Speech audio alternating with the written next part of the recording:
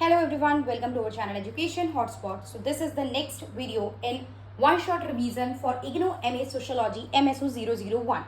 MSO 001 की one shot unit wise हम revision कर रहे हैं, जिसमें मैंने आपको लास्ट यूनिट 18 रिवाइज कराई थी और यहाँ पे हम यूनिट 19 की बात कर रहे हैं.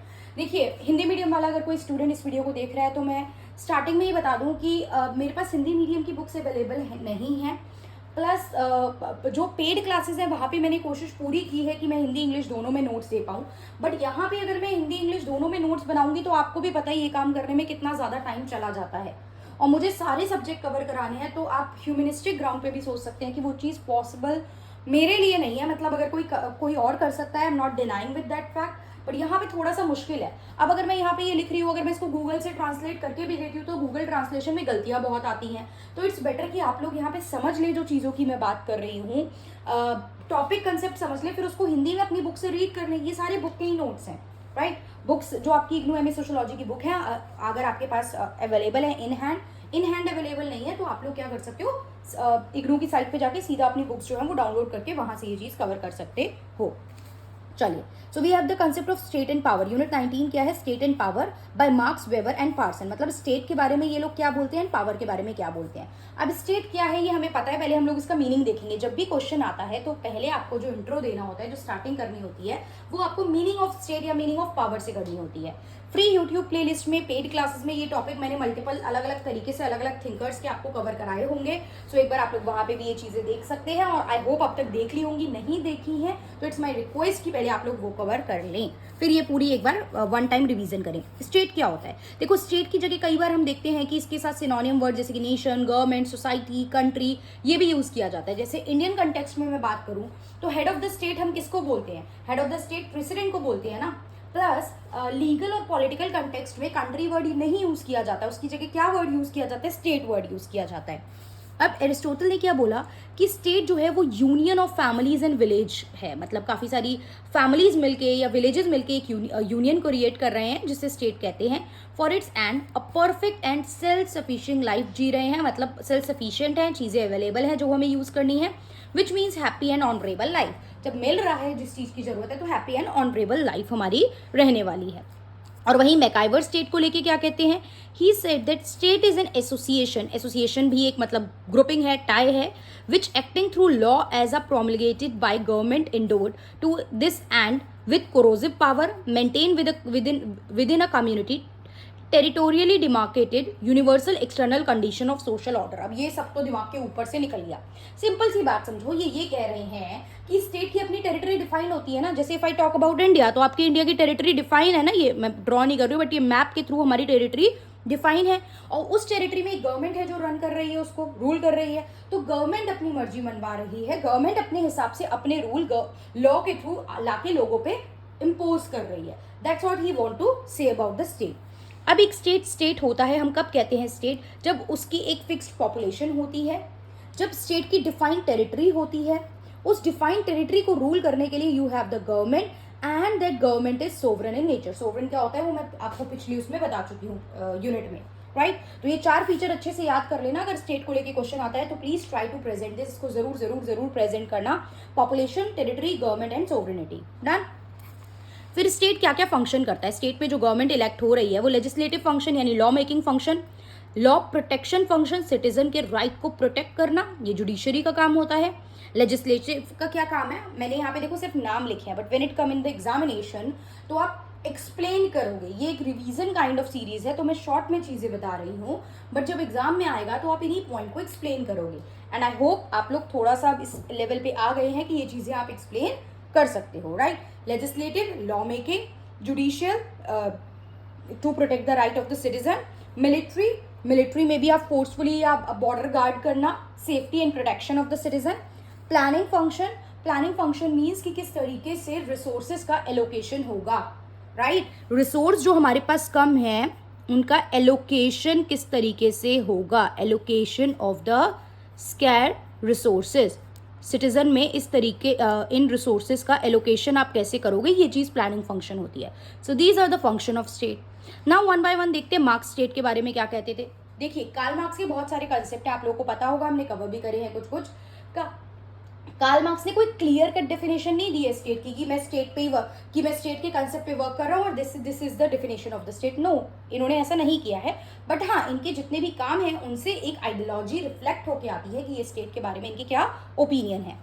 Not fully developed this concept but depict by many of his writing. Society grow from primitive to complex, primitive to capitalist society धीरे धीरे बढ़ी है, और जो न्यू सोसाइटी बन रही है वो ज़्यादा कॉम्प्लेक्स है, ज़्यादा जटिल है, उन्हें समझना मुश्किल है। So there arises some central organising agency to control that. अब जो नई कॉम्प्लेक्स सोसाइटी बन रही है उसको कंट्रोल करने के लिए, उसको गवर्न करने के लिए हमें एक अथॉरिटी चाहिए।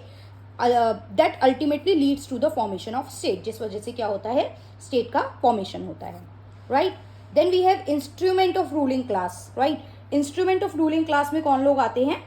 कैपिटलिस्ट पीपल, जो रूल कर रहे हैं। They are the one who is like ruling, who are exploiting the working class, who are depriving the working class from their right। ये जो वर्किंग क्लास है उनको उनके जो अधिकार है उनसे वंचित रख रहे हैं और सारी चीज़ें खुद अपने पास जो है ओन कर रहे हैं। क्लास स्ट्रगल की बात करते हैं कार्ल मार्क्स, दो ग्रुप की बात करते हैं, बर्जुआज एंड प्रोलेटेरिएट। ये कैपिटलिस्ट है, पूंजीवादी हैं, ये वर्किंग क्लास है, श्रमिक ग्रुप है। ये वो हैं जिनके पास रिसोर्सेज हैं, हैव्स, और ये वो हैं जिनके पास रिसोर्सेज नहीं हैं, हैव नॉट्स। तो ये इनको एक्सप्लॉइट कर रहे हैं और कार्ल मार्क्स क्लियर कट कहते हैं कि इनको रिवोल्यूशन लानी पड़ेगी, इनको क्रांति लानी पड़ेगी ताकि ये अपने अधिकारों के बारे में जान सके। क्लास कॉन्शियसनेस की बात भी वो करते हैं कि इन सबको इकट्ठे होकर अपने लिए लड़ना पड़ेगा। फिर वो इकोनॉमिक बेस और सुपर स्ट्रक्चर की बात भी करते हैं। इंफ्रास्ट्रक्चर में इकोनॉमी, मतलब इनकी जितनी स्टडी थी कार्ल मार्क्स की वो इकोनॉमी के अराउंड भी रिवॉल्व कर रही है ना। तो सुपर स्ट्रक्चर में ये कहते हैं कि गवर्नमेंट, स्टेट, लीगल सिस्टम, ये सब सुपर स्ट्रक्चर में जाते हैं। स्टेट एंड रिवोल्यूशन अभी मैंने बताया, इन्होंने बोला revolutions are the locomotive of the society. Revolution होगी तभी सोसाइटी आगे बढ़ेगी ना, तभी चेंजेस आएंगे। रिवोल्यूशन चेंज लाता है और चेंज ही, बदलाव ही आगे चीज़ों को बढ़ाता है। From his writing of marks one can depict broadly three, मतलब इनके हिसाब से तीन मॉडल ऑफ स्टेट हमें निकल के आते हैं। एक लिबरल होता है, एक आर्बिटर और एक फंक्शनलिस्ट। ये तीन मॉडल पे, और जिसमें बाद में जाके इन्होंने अपने वर्क में फंक्शनलिस्ट की तरफ इनकी आइडियोलॉजी ज़्यादा डिक्लाइन देखने को मिलती है। अब वेबर ऑन स्टेट, वेबर कहते हैं, अपनी बुक है इनकी पॉलिटिक्स एज अ वोकेशन, जिसमें इन्होंने बोला स्टेट जो है ना वो ह्यूमन कम्युनिटी है। अच्छा, अब ये इकोनॉमी को बेस नहीं दे रहे हैं, ये क्लास स्ट्रगल और कॉन्फ्लिक्ट की बात नहीं कर रहे हैं weber. What is he saying कि ह्यूमन कम्युनिटी है और स्पेशल काइंड ऑफ इंस्टीट्यूशन है, जो ये कह रहा है claims the monopoly of the legitimate use of the physical forces within a given territory. Legitimate मतलब within the legal boundary, law के अंडर रह के आपके जो भी फोर्सेज हैं आप उनका यूज करो। ये कौन कह रहा है? ये मैक्स वेबर कह रहे हैं। इन्होंने मॉडर्न स्टेट के बारे में क्या बताया कि मॉडर्न स्टेट में सबसे पहले तो एक लीगल और एडमिनिस्ट्रेटिव ऑर्डर होना चाहिए, लॉ होनी चाहिए डिफाइन कि इस पर्टिकुलर स्टेट में ये लॉ फॉलो होगी, that should be clearly defined, right. और उस लॉ को ऐसा नहीं कि मैंने बोल दिया तो बदल गई, वो सिर्फ एक लॉ के थ्रू ही बदल सकती है। आपको एक नया लेजिस्लेशन लाना पड़ेगा, एक नया कानून लाना पड़ेगा ताकि आप जो पहले से एग्जिस्टिंग लॉ है उसको बदल पाओ। एक तो ये चीज़ होनी चाहिए मॉडर्न स्टेट में। फिर ऐसी एडमिनिस्ट्रेशन होनी चाहिए जो लेजिस्लेशन के अकॉर्डिंग वर्क करे। ये नहीं लॉ कुछ और आई है, आप कहो नहीं हम तो मान ही नहीं रहे, हम अपने अकॉर्डिंग वर्क करेंगे। नो, एडमिनिस्ट्रेशन जो है, जो चीज़ों को मैनेज करने का काम कर रहे हैं, they should work according to that law. The state has binding authority on all its member, सबको बाइंड करके चलो। अब स्टेट की तरफ से कोई रूल आ रहा है तो वो भी सबको मानना चाहिए, सिटीजन्स जितने भी उस स्टेट में हैं। State can use force if that is legally prescribed and permitted, अगर लीगली अलाउड है तो आप फोर्स मतलब ये नहीं है मार काट, बट आप देखते हो इंडिया की बात करते हैं, अगर लग रहा है तो time to time section 144 of IPC introduce वो लागू कर दिया जाता है कुछ जगहों पे, जिसके हिसाब से 4 लोग एक साथ इकट्ठे नहीं हो सकते, तो वो अलाउड है तभी तो कर पा रहे हो ना। तो अगर फोर्स यूज करने की जरूरत पड़े, पुलिस मिलिट्री यूज करने की जरूरत पड़ रही है आपको, तो आप कर सकते हो अगर वो अलाउड और परमिटेड है तो। डन। तो एज पर मैक्स वेबर ये 4 फीचर्स ऑफ स्टेट है, याद करना पड़ेगा अगर मैक्स वेबर ऑन स्टेट आ गया तो, right. Then we have Weber ने अपोज करा है मार्क्स के इकोनॉमिक डिटर्मिनिज्म को। मैंने बताया इकोनॉमी को बेस ले ही नहीं रहे हैं। 3 टाइप की अथॉरिटी की बात की है, ये मैं ऑलरेडी करा चुकी हूँ, मैं यहाँ डिटेल में नहीं बताऊंगी, यूट्यूब और पेड क्लासेस में ये आपको एक्सप्लेन करनी पड़ेगी। ये बोलते हैं अथॉरिटी और पावर 3 चीज़ों से आप ले सकते हो। ट्रेडिशनल, परंपरागत, फादर के पास थी, आगे ट्रांसफर हो रही है। लीगल, रेशनल, आपने पढ़ाई की, आपने एक पोस्ट ली तो आपके पास वो पावर आई है। करिज्मेटिक, आपकी पर्सनालिटी, आपका ऑरा, आपका जो एक तरीके से चार्म है, वो लोगों को आपकी बात मानने के लिए, आपसे इन्फ्लुएंस होने के लिए जो है वो आपसे इन्फ्लुएंस करवा रहा है। तो ये 3 टाइप ऑफ अथॉरिटी की बात की है। प्लस इन्होंने आइडियल टाइप ऑफ ब्यूरोक्रेसी भी दिए हैं, एक ब्यूरोक्रेटिक जो गवर्नेंस होती है वो किस तरीके से होनी चाहिए। तो आइडियल टाइप का कंसेप्ट भी मैक्स वेबर देते हैं, तो आइडियल टाइप ब्यूरोक्रेसी की बात ये करते हैं। और ब्यूरोक्रेसी जो है वो एक तरीके से ऑर्गेनाइजेशनल एपरेटस है मॉडर्न स्टेट का। ब्यूरोक्रेसी के थ्रू ही तो आप ये सब चीज़ें, एडमिनिस्ट्रेशन, लेजिस्लेशन, ये सब मैनेज कर पाओगे। अगर ये सब अच्छे से हो रहा है तो हम उसको ब्यूरोक्रेटिक, मतलब अच्छी ब्यूरोक्रेसी है उस जगह पे, ये भी हम बोल सकते हैं। So these are the view of Max Weber on the state. Then we have Durkheim on state. Amal Durkheim की हम बात करें तो Durkheim जो है वो he discussed the nature and feature of state. उन्होंने अपनी वर्क, अपनी book professional ethic and civil morals में ये बात की है। डिवीजन ऑफ लेबर की Durkheim बात करते हैं। डिवीजन ऑफ लेबर जो है काम जो है वो जैसे प्रिमिटिव से मॉडर्न सोसाइटी आई, देखो ये लिंक करके समझो। मैकेनिकल एंड ऑर्गेनिक सॉलिडारिटी का भी ये कंसेप्ट देते हैं स्टेट में। ये कहते हैं कि पहले जो है ऑर्गेनिक जो है वो न्यू कॉम्प्लेक्स सोसाइटी है और मैकेनिकल जो है वो पुरानी सोसाइटी है। पुरानी सोसाइटी में बहुत ज़्यादा कॉम्प्लेक्स स्ट्रक्चर नहीं था, एक जैसी चीज़ें काम होते थे, होमोजीनियस होता था। ये हेट्रोजीनियस है, तो वहाँ पे डिवीजन ऑफ लेबर की कम ज़रूरत पड़ती थी। लेकिन आज की सोसाइटी कॉम्प्लेक्स है, टेक्निकल चीज़ें हैं, डिवीजन ऑफ लेबर पहले बिल्कुल भी नहीं था, ना के बराबर था, या अगर होगा भी तो। लेकिन आज की डेट में क्योंकि कॉम्प्लेक्सिटी इतनी बढ़ गई है तो डिवीजन ऑफ लेबर, सारे काम एक पर्सन मिलकर नहीं कर सकता है, so that division of labour part is there, आज की डेट में है वो, राइट। तो वो ऑर्गेनिक सॉलिडारिटी की बात की जाती है। तो यहाँ इन्होंने क्या बोला, नो पॉलिटिक्स और स्टेट इन प्रिमिटिव सोसाइटी। ये पहले नहीं था स्टेट का कंसेप्ट, लेकिन जैसे जैसे सोसाइटी आगे बढ़ी, कॉम्प्लेक्स सिस्टम आया, टेरिटोरियल बाउंड्रीज डिफाइन होने लगी, कॉम्प्लेक्स सिस्टम आने लगा, तो उन्हें गवर्न करने के लिए एक प्रॉपर सिस्टम की भी जरूरत पड़ने लगी, जिसको स्टेट बोला गया। डन। इन्होंने एक और टर्म बोला कि सोसाइटी जो है सुई जेनरस है, मतलब one of its own kind है।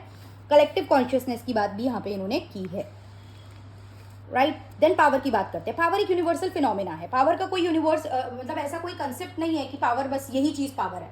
पावर मल्टीपल टाइप की हो सकती है, मल्टीपल तरीके से आपको पावर मिल सकती है। तो पावर एक अपने आप में ब्रॉड और यूनिवर्सल कंसेप्ट है, जो हम ऑलमोस्ट हर सोसाइटी में, हर ग्रुप में देख सकते हैं। अब it is a capacity to achieve the desire outcome. जैसे हम कहते हैं ना, देखो इकोनॉमिक पावर भी हो सकती है, पैसों से काम निकलवा रहे हो। पॉलिटिकल कनेक्शन, फोन करा हमारे चाचा विधायक है, वो पॉलिटिकल कनेक्शन भी हो सकता है। तो पावर मल्टीपल तरीके से आपके पास आ सकती है और मल्टीपल तरीके से आप अपनी पावर को एक्सरसाइज कर सकते हो। लेकिन इसका मतलब क्या है, ये वो कैपेसिटी है जिससे आप जो चाह रहे हो वो आप काम करवा रहे हो, या तो दूसरों को इन्फ्लुएंस करके। And is a dynamic and relational concept. Time के साथ चीजें मतलब डायनेमिक है, ऐसा नहीं है फिक्स है। पावर फॉर एग्जांपल आज किसी के हाथ में है, कल आप पोस्ट से हटे तो पावर जा भी सकती है। कल आपका बिजनेस ठप हुआ तो पावर जा भी सकती है, राइट। अभी आप सत्ता में हो, यू हैव द पावर, कल को आप अपोजिशन, मतलब आप दूसरी पार्टी अगर आ गई तो आपके हाथ से पावर चली भी जाएगी। So it is a dynamic concept, ये एक स्टैटिक कंसेप्ट नहीं है, स्थिर नहीं है।